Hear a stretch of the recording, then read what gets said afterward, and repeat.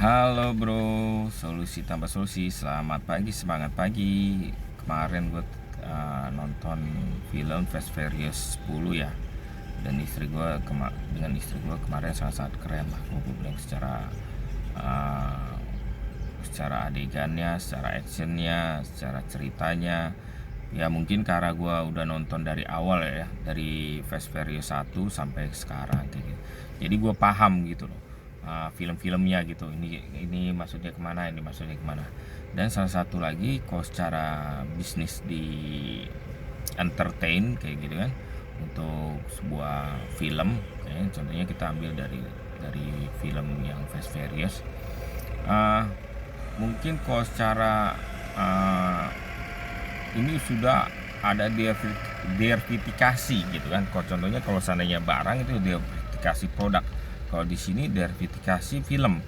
Yang gue lihat di sini memang untuk sebuah bisnis keren juga gitu ya. Untuk perfilman gitu contohnya. Dia ada verifikasi contohnya secara yang tidak terduga-duga gitu, walaupun itu apa ya, permainan kamera atau permainan apalah itu kan. Di situ kita lihat di film adegannya itu benar-benar keren gitu, bisa melawan itu bom sebuah ini lah. Contohnya pas kejadian di Vatikan Roma, terus pas kejadian akhir-akhirnya di jurang ya. Dan beberapa artis-artis terkenal semuanya ngumpul di situ. Yang pas gue agak bingung ya, apa gue salah apa enggak gitu, pas terakhir Gal Gadot gitu kan, yang film Wonder Woman itu. Contohnya gue lihat Fast Furious ini keren banget gitu, walaupun kalau seandainya ada yang bilang ini akhirnya ambigu. Oh, gue bilang itu bukan akhir ambigu, itu memang sebuah bisnis yang dari perfilman lah ya. Jadi orang itu akan mengkira-kirakan ya, akan contohnya sebuah, kayak contohnya sebuah film yang bersambung gitu contohnya.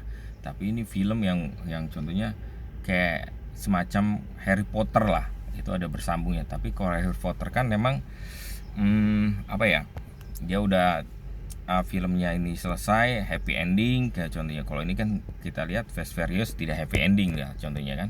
Pas kejadian itu ada, pas terakhir itu masih tetap aja diserang sama musuhnya gitu kan.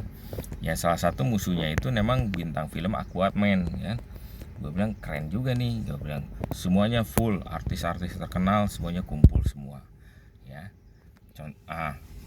Disinilah yang gue lihat memang harga suatu film di luar ya, di luar negeri gitu, contohnya di Amerika gitu ya, dia mempunyai mutu gitu, mempunyai kualitas ya, secara adegan, secara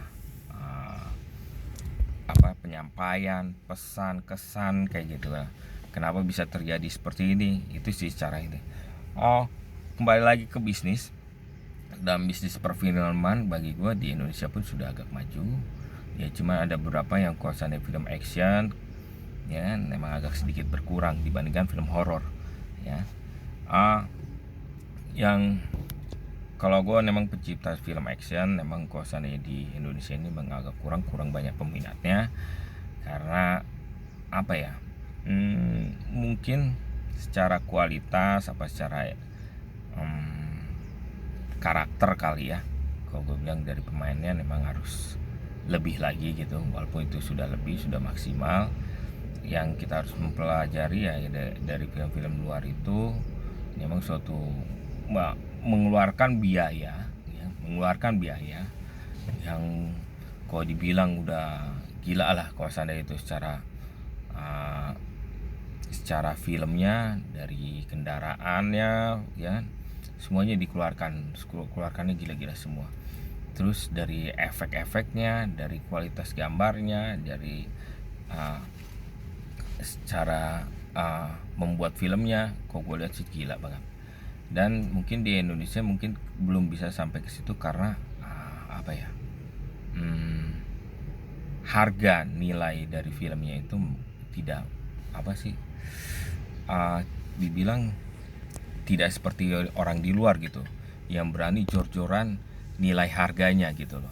Makanya dia mendapatkan nilai harganya itu kembali. Seperti contohnya dia, kalau seandainya perusahaan-perusahaan itu bakar duit tapi dia menghasilkan duit yang banyak juga. Kalau itu sih kalau gue bilang itu bernyali lah, yang orang yang punya nyali yang nyali perusahaan produsernya itu, kalau gue bilang itu bernyali tinggi. Kita nggak tahu pas itu, tapi amazing, filmnya oke banget. Kayak gue rasa kalian mungkin pada bisa tonton. Di situ bukan ambigu tuh, cuman ada kelanjutannya, orang akan penasaran dan orang akan nonton lagi. Seperti itu, mungkin Fast Furious 11 gitu ya, seperti itu. Karena kalau gue lihat kok di Indonesia itu masih belum berani jor-joran gitu. Karena kalau gue lihat untuk di Indonesia kemajuannya, kok yang gue lihat film horor seperti itu kan, romantis. Mungkin tidak, kalau seandainya gue pikir sih benar apa salah, tidak jor-joran gitu loh.